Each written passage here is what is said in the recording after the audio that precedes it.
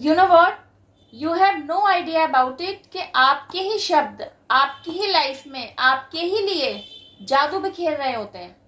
आपने सुना तो होगा ही, पर शायद समझा नहीं है कि शब्द शब्द की बात है, शब्द के हाथ न पाओ, कोई शब्द मरहम करे, कोई शब्द करे घाव।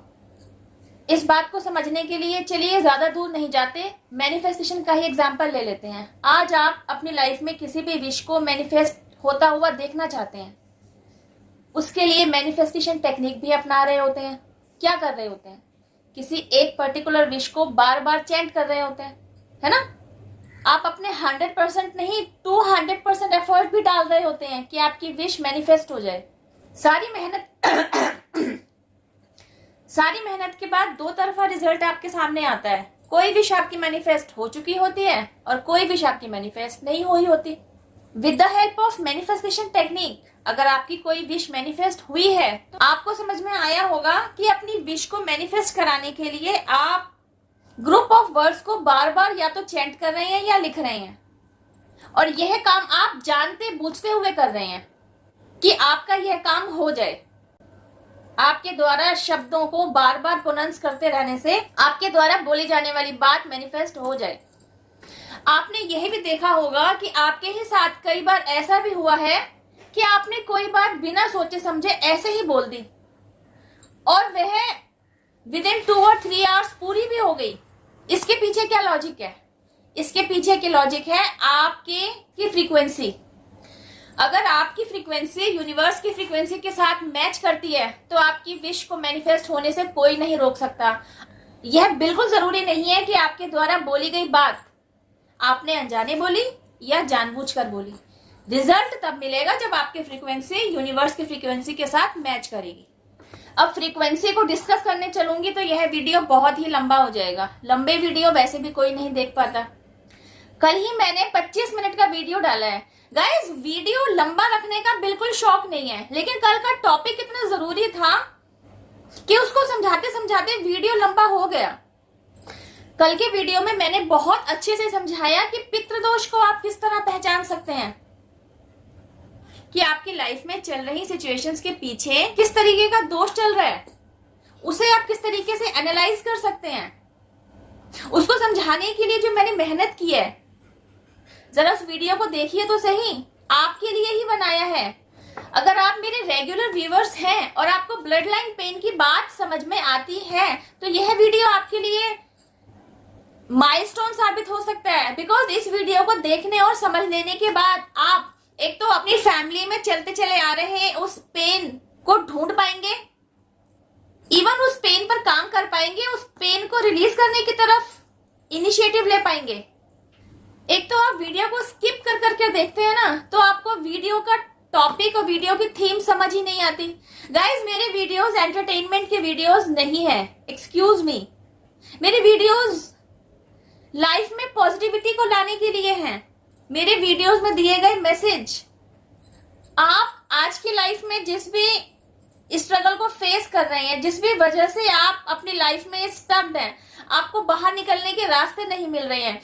इवन मेरे कुछ ऐसे व्यूअर्स भी हैं जो अवेकनिंग प्रोसेस से गो थ्रू हो रहे हैं। मेरे वीडियोस में आप सभी के लिए कोई ना कोई गाइडेंस अवेलेबल है। इस चैनल पर जो मैंने एंजेलिक नंबर से रिलेटेड वीडियोस डाली है ना, उन सभी पर आपके बहुत अच्छे व्यूज हैं। 20 से 25 हजार व्यूज हर एक वीडियो पर हैं। इससे क्या पता चलता है कि आपकी लाइफ में कहीं ना कहीं उन नंबर से रिलेटेड सिचुएशंस का इम्पैक्ट है और आप उन नंबर्स के पीछे छिपे डिवाइन मैसेज को डिकोड करना चाहते हैं। तभी ना वीडियोस को आप देखते हैं, वे वीडियोस आपके लिए यूजफुल रही, मेरी मेहनत सफल रही। गाइज, ये मेहनत भी आपके लिए ही की जा रही है। आज मेरा नंबर लगा है, मैं अवेकनिंग प्रोसेस से गो थ्रू हो चुकी हूँ। इस प्रोसेस के दौरान जिस भी जर्नी से मैं गो थ्रू हुई हूँ, I have an experience a lot to deal with these kind of situations. That's why I am here to tell you ना। एंजेलिक नंबर्स के बाद अगला पड़ाव आपका अपने सोल मिशन के अचीवमेंट की तरफ ही है, और सोल मिशन के अचीवमेंट के लिए आप सोल अवेकनिंग जर्नी से होकर ही गुजरेंगे। अवेकनिंग प्रोसेस बिल्कुल आसान नहीं है, लेकिन मुश्किल भी नहीं है। मेरे अवेकनिंग प्रोसेस में जिस तरह मुझे पूरे डिवाइन रियल्म की हेल्प मिली, मैं खुद को एंजेलिक मैसेजेस के साथ, एंजेलिक प्रोटेक्शन के साथ, एंजेलिक सपोर्ट के साथ खुद को रिलेट कर पाई। मैंने जाना डिवाइन हेल्प कब कब मेरे लिए प्रोवाइड की गई, किन डिवाइनली गाइडेड सिचुएशंस को मेरे लिए मेरी लाइफ में एंटर कराया गया। Now it's your turn. It is my duty कि आपकी अवेकनिंग जर्नी प्रोसेस में मैं आपको हेल्प कर सकूं, तभी ना ये वीडियोस बनाए जा रहे हैं। ये पड़ाव भी आपकी लाइफ में आएगा। अगर आप पहले से ही प्रिपेयर होंगे तो जर्नी को तय करना आपके लिए आसान हो जाएगा। अच्छा बताइए, आप आज की तारीख में ये वीडियोस क्यों देख रहे हैं?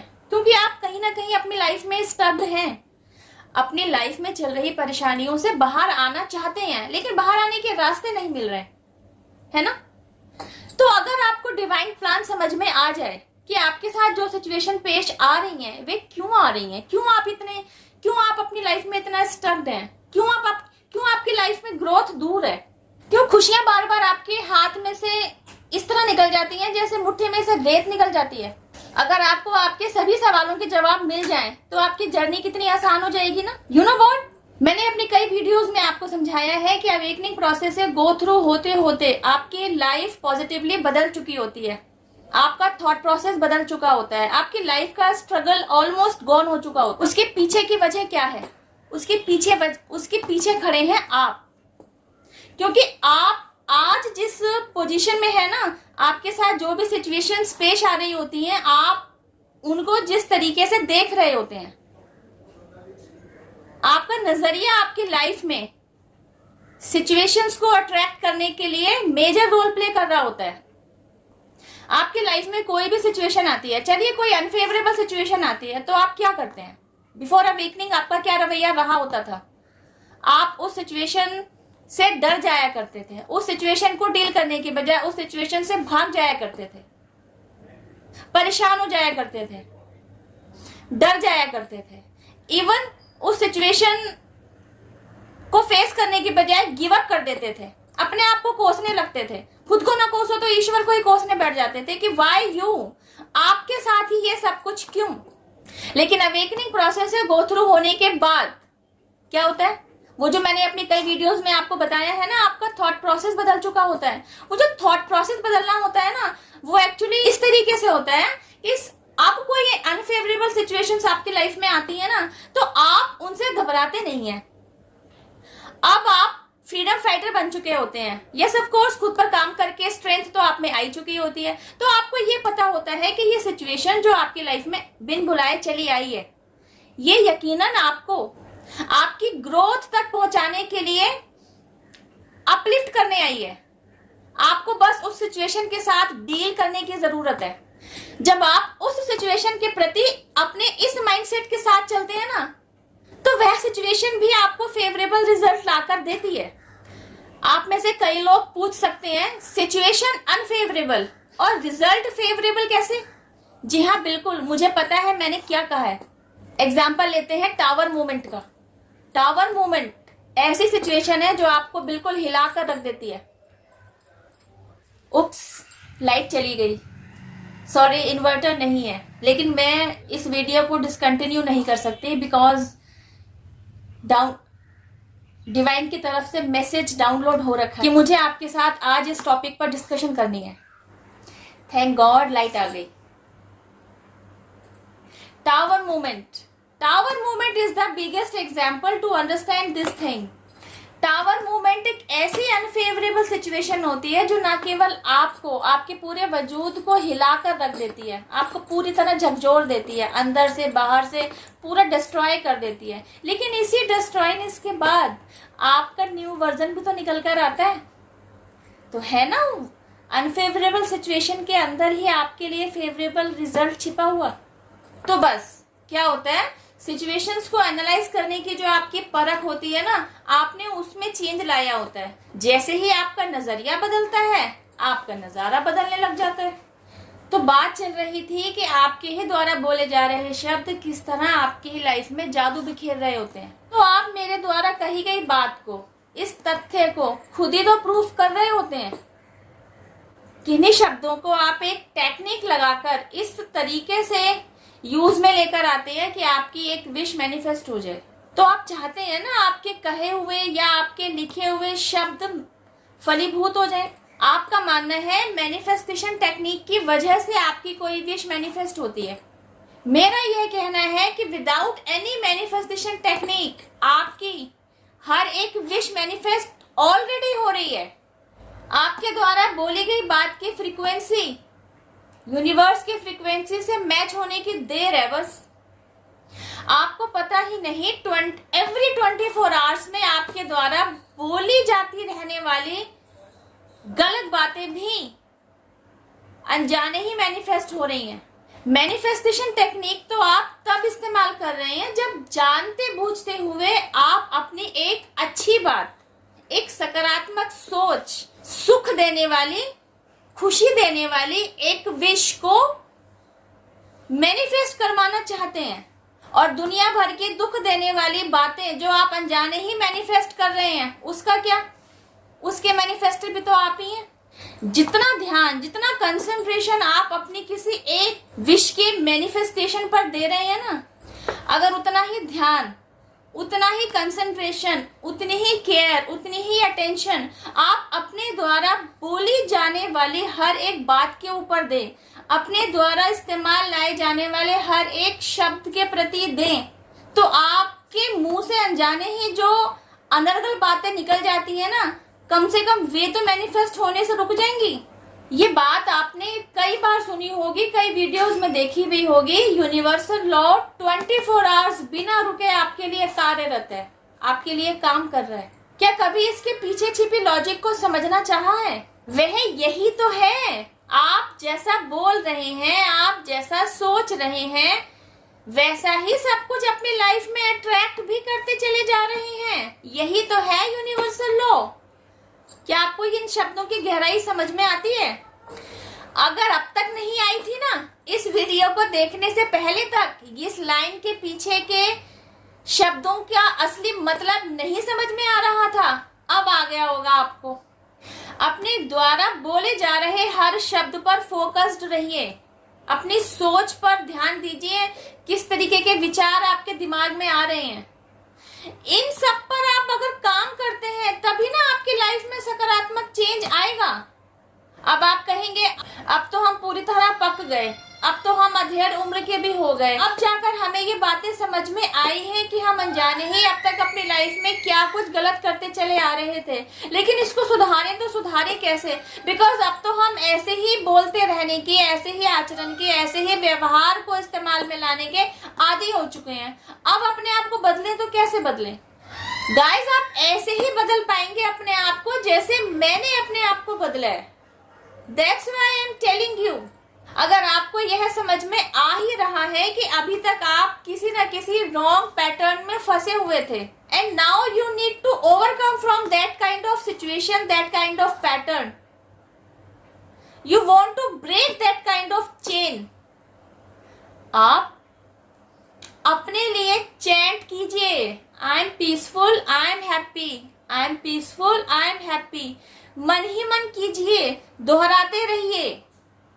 गाइस, ये बात भी फैक्ट है कि हजारों लाखों विचार एक के पीछे एक आपके दिमाग में आते ही रहते हैं। इन विचारों के प्रति आपको काम क्या करना है? आपको इन विचारों पर काबू नहीं पाना है। That is impossible. आपको इन विचारों में स्टक नहीं होना है, इन विचारों में बह नहीं जाना है, क्योंकि इन्हीं विचारों में से कोई एक आध काम का विचार भी होगा, कोई आपके लिए हेल्पफुल विचार भी होगा जो यूनिवर्स द्वारा आपकी तरफ भेजा गया होगा, जिसे आप इंट्यूशन कहते हैं। तो जब आप उन्हें डिस्टिंग्विश कर पाएंगे तभी ना आप डिवाइन द्वारा भेजी जा रही हेल्प को सही मायने में अपनी लाइफ में यूज कर पाएंगे, अप्लाई कर पाएंगे। उसके लिए जरूरी है आपकी एकाग्र शक्ति अच्छी हो, आपके अंदर पीस क्रिएट हो। कैसे होगा? Yes of course, with the help of this chanting. I am peaceful, I am happy, I am peaceful, I am happy. आप में से कई लोग ऐसा भी कह सकते हैं, यह तो एक बहुत बड़ा झूठ है कि जब हालात फेवरेबल नहीं है, हालात ऐसे है कि आप खुश नहीं हैं, आप परेशान हैं, जब आप अंदर से ही खुश नहीं है तो आप खुश होने का, खुशी को एक्सप्रेस करने की चैंटिंग कैसे कर सकते हैं। तो गाइज मैं आपको बता दूं, इस वीडियो की शुरुआत में ही मैंने आपको यह बोला है, शब्द मैजिक क्रिएट करते हैं। वे शब्द जो आप बोल रहे हैं, हर एक शब्द अपने आप में मैजिकल वर्ड है। उसके द्वारा क्या मैजिक क्रिएट किया गया, यह तब आपको जाकर पता चलता है जब वे शब्द आपकी लाइफ में फलीभूत हो गए होते हैं। आज की वीडियो में दिया गया मैसेज इसी टॉपिक से रिलेटेड रहा ना।